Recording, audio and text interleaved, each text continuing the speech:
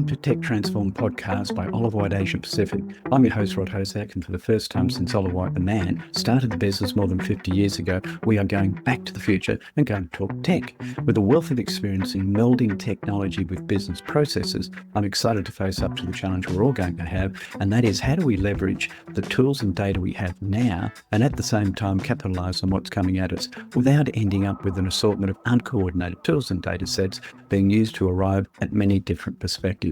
After all, the goal in business should still be for everyone to be working to the same destination and same set of plans. We want to be with you on the journey, and as we learn, we want to share and help you navigate through this era where tech integration is not just a nice to have, but is going to be essential for maintaining competitiveness and relevance. Our mission is clear: to provide you with actionable insights and strategies that will keep you ahead in this dynamic tech environment. We have lined up a number of experts in planning systems and data management who are in the trenches now to give you a hands-on view and not just of the latest bright, shiny objects. We'll explore transformative insights from the last 30 to 50 years and peer into the future of tech and business planning. So be prepared to be inspired and equipped to face the changing tide of technology. So let's tech transform with Oliver Wight, navigating today, shaping tomorrow, and giving your career a head start by staying ahead of the curve. Before we speak with our guest today, Omid Karr, let's cross over to Olga Papageorgiou for what is new in data management and AI. Hello, Olga. Hi, Rod. Excited to be here for another episode. So today I'll be sharing about Google's latest release of their Manufacturing Data Engine, or MDE, which is integrated with the Cortex framework. This is a cutting-edge technology designed to revolutionize how manufacturers harness all their data and optimize performance with AI. So what is MDE? It's a cloud-based solution that bridges the gaps between factory data and business data. By breaking down these silos, MDE enables manufacturers to unlock deeper insights to enhance real-time decision-making. The latest release introduces powerful features like development mode, historical metadata linking, and configuration packages. And with these advancements, it will make it easier for manufacturers to experiment with new data models and analyze historical trends and integrate their factory floor data with enterprise systems, which is very exciting. Google have cited some exciting use cases for this release, including real-time predictive maintenance using AI analysis of sensor data, ESG compliance monitoring, fast machine level root cause analysis, end-to-end value chain process insights by linking sales orders to production orders and purchase orders. So in short, Google's MDE engine with Cortex aims to help manufacturers harness all of their data to optimize their value chains. So Google will be showcasing more of MDE's capabilities at Google Cloud Next in April. So we'll be keen to see what they post from that. But you can find out more information about this technology from Google's website. As always, I'm keen to hear what our listeners think. Do you see these use cases piquing your interest? Is harmonizing factory data with your broader enterprise data to enhance decision-making part of your technology roadmap? Let us know in the comments, and I look forward to seeing you in the next episode. Thank you, Olga. Well, again, lots happening and everything seems to be moving at an incredible pace. Today, we have the pleasure of speaking with Omid Karr, Executive Manager of AI Technology at IAG and CEO of Ambiata AI Technology. With nearly 20 years in data science and AI, Omid now can boast many successful AI programs at work, and as promised in the introduction, not the bright shiny objects, but tangible results. Omar has a Master of Science in Applied Mathematics and Computer Science and a PhD in Optimization and Machine Learning Engineering, and has held many roles for startup ecosystems, CSIRO, Swiss Re, and many more. When I spoke to Omar prior to the podcast today, the one phrase that kept coming back to the conversation was, I can show you how to make it work for real, not just talk about the possibilities. So as we dive into today's conversation, I had to distill it down to just 5 key questions. But if you want to know more, then I'm sure Omid would not mind me sharing his website at ambiata.com. So you can find out some more. Good morning, Omid. Hello. How are you doing? Good to see you again. Hi, Rod. Thank you. Thank you for having me. It's great to be here. I really appreciate your time. Are you ready for the questions? Absolutely. Excellent. Well, I'm looking forward to the first one's really dear to me. And that's, you mentioned that you can demonstrate successful outcomes of AI. Can you give us some examples of one, and what were the characteristics that made it successful? If I want to list down the characteristics of making an AI project successful, it's going to be a long list. So I'm going to focus on the ones that, because a lot of it overlap with the other tech projects and introducing new technology. However, I'm going to focus on the bits that people wouldn't usually hear. And that's from my experience of building a lot of these and rolling it out in operation. So in my mind, success in AI isn't just about a great model or a system. It's rather about making AI boring. What do I mean by that? Yeah. As in, everyone get excited with an AI when they see a fancy demo, honestly. That avatar that speaks nicely and all the human motion and everything. Everyone gets excited, oh, look at the future and whatnot. Yeah.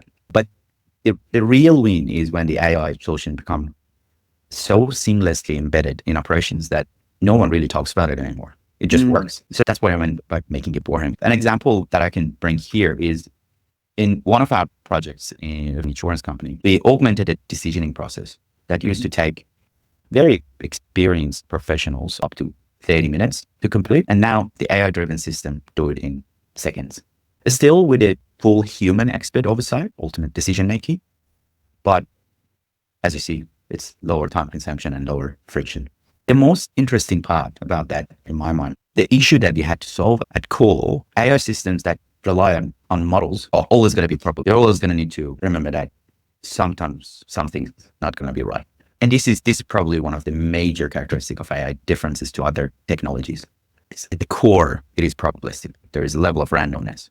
The important task for us in that example was to understand how to integrate AI into a solution to ensure this characteristic not only become an issue, but sometimes actually is considered to be a feature of the system. So I want to emphasize this point. The key was to focus a lot on that human AI interaction and the integration within the process. I do like the comment. I'm going to rephrase it and say that I like your comment that says seamlessly boring. Yes. Which goes on to the next question, because the way I've thought about your answer is that if you know exactly the problem you're trying to solve and you solve that seamlessly boring part of it, then you won't notice it anymore because it's just doing the job. So question 2 is, what are the good building blocks for going from concept to proof of concept and application? The way that I think about it is realistically, even today, even with the big wave of everyone wanting to do AI and everyone actually doing something about AI, most AI projects will die in a lab experiment,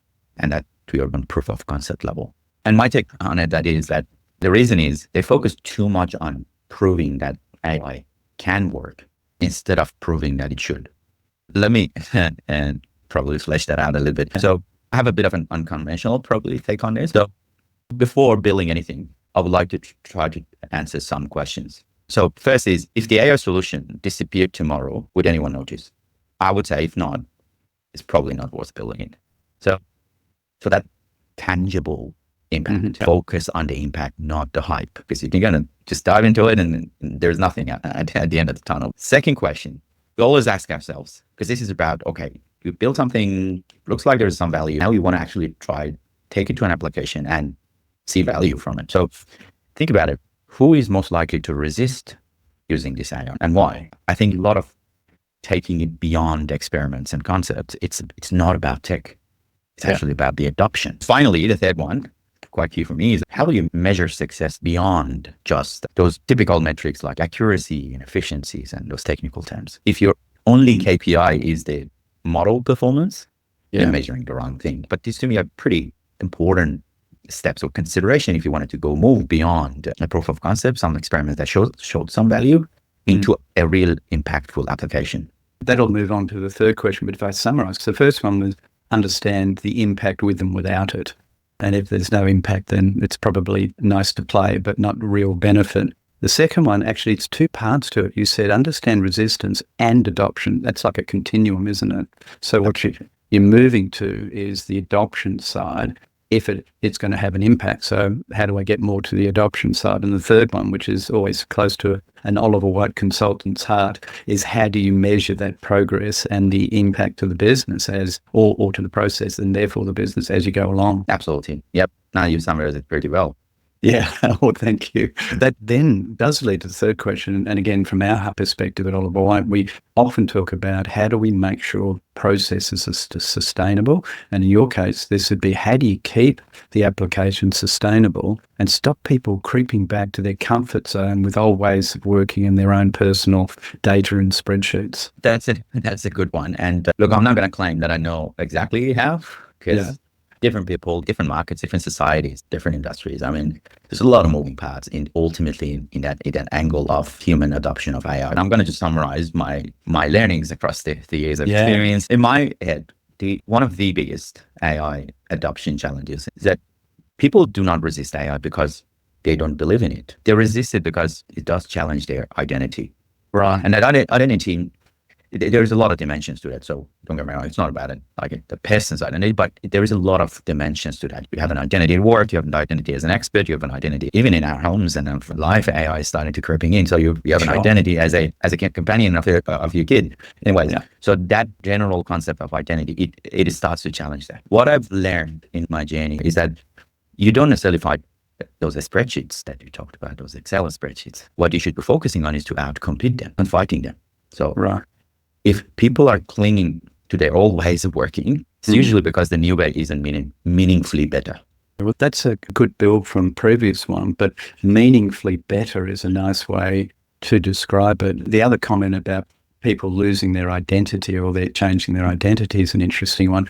Where we work often is I say, let's do the change in a safe environment. It doesn't impact your day-to-day job initially. It doesn't move things away from what you would normally do and be remunerated for. However, let's explore this so you can touch it and feel and so forth. So I think that's a wonderful way of saying it's a safe environment for you to be able to evolve to a new identity that you're comfortable with. Absolutely. That's a great take. I think that I would like to add on that from the learnings that I had is that adoption probably applies to all technology, but AI more than anything is a behavioral economics problem. So it's not a tech problem, it's a behavioral economics problem. And so a lot of times you win by changing the incentives, not the tech, not the software, not this fancy other new model that I'm integrating. So some of the things I've tried and worked is that, for example, let the people take the credit for AI success. If the employee, if the expert that is using AI, that's their idea, that's their success, then they'll champion it. I've seen it. It completely changed it. Now change the narrative, change the story. It's their success, it's their idea, it's their tool, their work. They champion it rather than sabotaging it.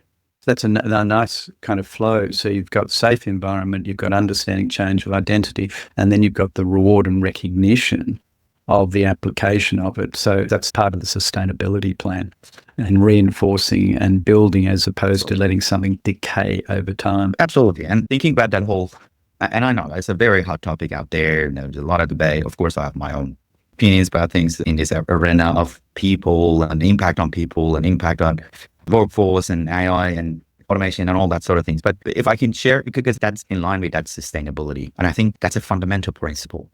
At least I believe it is a fundamental principle, is that in many of the applications of today and the future, no matter how powerful the tech gets, humans still have an important role to play. Their role will change, absolutely. Look, trust their role will change, but there's still the role going to be very important in a different way. So if I wanted to share what I think or put my money on, is that I reckon the jobs of the future will be more humans being supervised rather than being replaced by it. So attributes and capabilities like critical thinking, like empathy, like leadership.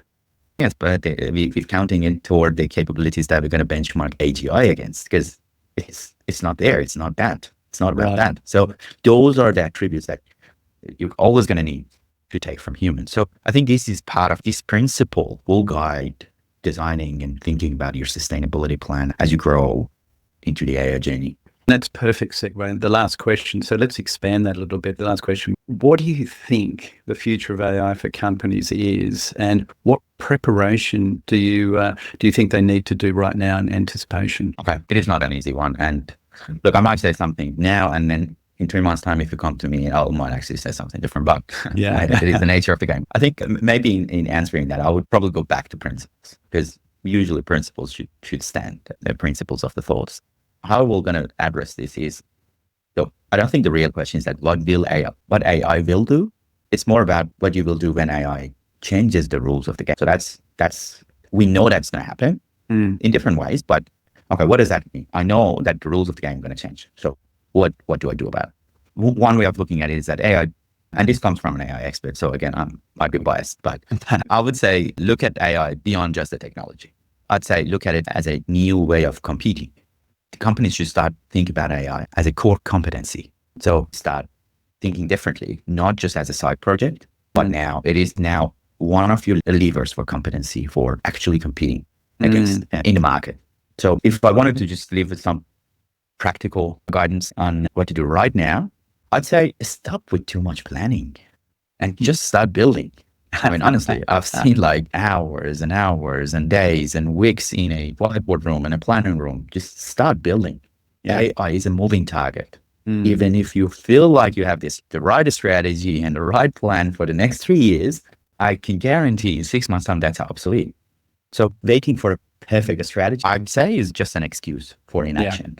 Yeah, that next step. To me, strategy is high level and directional, and it's the things we do to get there. However, what I've heard is you still have to say this is a core competency that we want strategically in the future. How you then assemble that, the old-fashioned experimental model, test and result, is probably the way you meet that overall strategy. True. And when I said don't wait for a strategy, that's not a business strategy. You're always going to need a business strategy. And to your point, yes, absolutely. Now, guess what?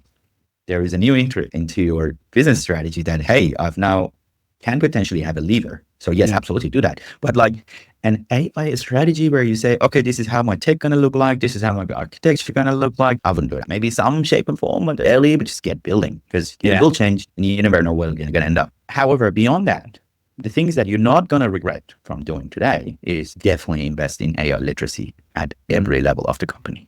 So I know that's somewhat a cliche, but look, I truly believe in it. So at every level of the company, from the CEO all the way to the frontline workers, different levels of AI literacy, of course, but it is the new literacy. And it will be more and more prominent in everyday life. We're already seeing it, by the way, right? For example, in our new hires, in our graduate hires and new hires, and the newer generations, new to the job market, we can see they come with that. They come with expecting that they have, of course I should have access to chatbots and assistants and agents. What do you mean I can't? What do you mean it's not available? That's the reality of it. So I would definitely say that is a great investment. Probably a couple of other quick ones that I just drop is that I'm a true fan of simplicity. So it's not about having more AI. It's about having the less friction. Do focus, do think on that human AI interaction. One last thing that I would close to my first point is that don't get locked in today's AI. The most dangerous thing that you can actually do is to commit too hard to a single model or vendor or architecture or infrastructure, something like that. I guarantee it will be unrecognizable in 2 to 3 years. Basically, your strategy, and this might actually be pretty controversial, but your strategy should be flexibility. I mean, what is your strategy? I'm flexible. I know what I'm doing today. I know what I'm doing in the short term, but I'm flexible and I can pivot and I'm agile. So that is the fundamental principles that I would suggest baked into someone's view or plan of adoption in their AI journey. That's a good comment. What I've seen and what I've heard some of my guests say is that companies just offer access to something like Copilot. But what you've said is actually quite profoundly different, is what you need to do is to develop the competency, not just provide the access. And they're quite different, aren't they? They are. I don't have anything against Copilot. Absolutely. First thing, give access to Copilot. That's part of the literacy. But the thing is that going back to that competency and actually a lever for competing in the market is that, think about it. Everyone's going to do that. That's the new table stakes. So if you're not doing it, you're out of business, honestly. But that is the new table stakes that everyone's going to do that. So think about, okay, now in this expertise, in the market that I'm in the IP that I have, and the knowledge that I have in my company, what can I do with AI that gives me that room for competing? And Copilot, all the likes of Copilot and assistants of individual productivity assistants, not going to be that. I can guarantee that. It's not going to be that differentiator, but AI as a whole will be. Okay, good. The last question I have is from our clients that we reached out to and asked what did they want to know. So the last one is, how will security be managed going forward for AI tools? And the second one, quite different question, is for finance, how AI can streamline financial forecasting, risk management, and budgeting by analyzing real-time data, detecting patterns, and providing predictive analytics? Two good questions. And I think the first one, the security one, is interestingly, it is also an evolving landscape. The reality is, much as I want to be a very positive person, always think good, but the reality is that the same power of the tools and the technology is in the hands of bad actors. So there is a whole new, well, not necessarily new, as in recent part of the security community, cybersecurity. And I'm not, by the way, a cybersecurity expert myself, but I, of course, work with experts in that field. There is a new field there. It's called defense against AI. Because that's exactly because you say, hey, you need all these amazing things that we do, and now these AI agents can go crawl in our operational logs and find alerts and find events and predict events. Guess what? The same power is in the hands of a bad actor to go and find the vulnerabilities deep down in systems and deep down in technologies that we build our businesses on. So it is absolutely an evolving landscape in that. There are innovation happening in this security landscape. I personally, I'm very interested myself on the security application of AI. Things like, for example, starting to detect. You never knew, like 5 years ago, you never knew you had to actually have a very powerful model to identify if this message that I'm getting from my mom, is it actually my mom or someone else? But now this is becoming more and more of a need. And I know of some very big research projects and research and development projects are kicking off. Government funded big players like Microsoft, Google, all have projects that are looking into the technologies that it can build, really just detecting and alerting and proactively stopping this type of new ways of basically using AI in the hands of bad actors and the security vulnerability. It is an evolving market, but hopefully that helps. Yeah, I think that what I've heard, and if I could add a bit of poetic license to what you've said, is that the security is an issue. It's evolving along the lines that we think it should be. However, it shouldn't stop us from at least experimenting in systems that have security from today's standard. Just be aware that those standards are going to become obsolete as the cyber criminals get more sophisticated. I love it. Another moving landscape, another thing that you shouldn't get complacent about, another thing that you almost at the same time that you innovate in AI, you need to innovate in your security and defense against AI. So absolutely, great way of summarizing that. Yeah, but don't stop. I actually truly believe that the way to get to AI safety, responsible AI, and these are, by the way, responsible AI is a concept very close to my heart. I'm really invested in that, but the only really way to get there is not actually just stopping things and regulating things and saying, no, you shouldn't be doing this, no, you shouldn't be doing that. The only way is actually building more, knowing more, the limitations, stopping them, controlling them.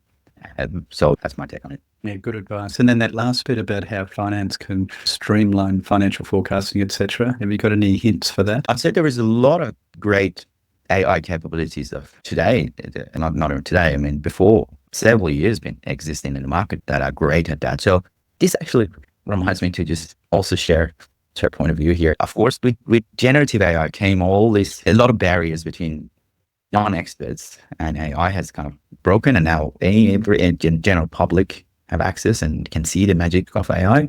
Well, I would say magic in a loose term, but the thing is, this is a mistake that I've seen repeated too many times, is that it's not that everything, just today's AI or generative AI in general, you only need that, otherwise you can't solve the problem.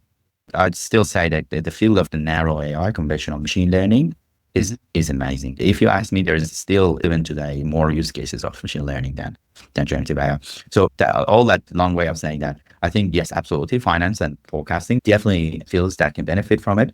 I think probably the angle of on top of the technology that has been there with generative AI is that now it allows you to be dynamic, to be more closer to real time, dynamic decision making in a more intelligent way, rather than just forecasting a number and then someone needs to pick that number and correlate it with some other number and say, okay, now what I'm going to analyze here is that, okay, now probably your AI agents will be able to actually go and connect many dots. Those dots could be from those conventional machine learning problems, now some structured data, now some market movements, now some tweets on social media and X and whatnot, and start to actually make sense of things. I think this is now even, the technology is even more powerful in terms of allowing you with that dynamicness angle that you need to survive in a finance application. That real-time and dynamicness, I think, is now these days closer than ever, that we can kind of apply and build applications to do that. Still, that is another field that I truly believe that human expert needs to needs to have a great presence in decision making. What I heard from that one was actually the technology is not only here today, it's been here for a while. So explore what some of the providers are offering. We're system agnostic, so I don't want to actually go and recommend anything, but I know some of the providers that we're working with have wonderful AI interfaces that sit above their platform to drill down into the data. So if you've got the data, you can get the application if you just go and do some searching for them. Absolutely. I mean, the data is still going to be core, but now what with the recent evolutions of AI is that, okay, now a big part of your data used to be those unstructured data, those handwritten documents, those texts, those invoices that used to be pretty difficult to actually leverage in your financial modeling, and all you add your tables. Now, guess what? Now you can bring that in, and it will add a lot of web insights and intelligence into your operation. So that's probably the most recent one. Otherwise, absolutely, there's a lot in the market already. In the finance applications are actually pretty solid. I think if you're not already doing that, definitely start. Go look. Omid, that's been fabulous. Thank you for joining us. And My pleasure. I am sure our listeners got a lot out of that session. If they want to contact you, how should people contact you? Absolutely. Yeah. Ambiata website, as well as my email address, Ambiata email address are fine.